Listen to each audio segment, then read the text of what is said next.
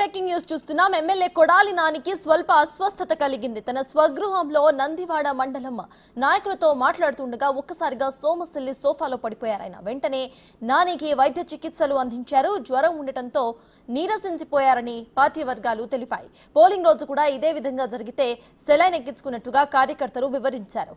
ఇక ఆ కారణంతోనే పోలింగ్ రోజు 3 గంటల వరకు నాని బయటకు రాలేదని చెప్పారు.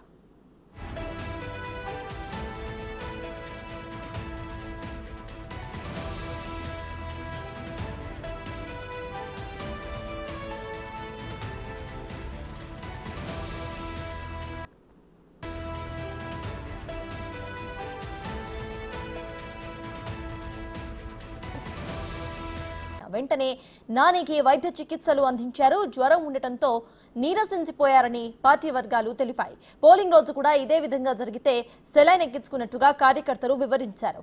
ఇక ఆ కారణంతోనే పోలింగ్ రోజు 3 గంటల వరకు నాని బయటకు రాలేదని చెప్పారు.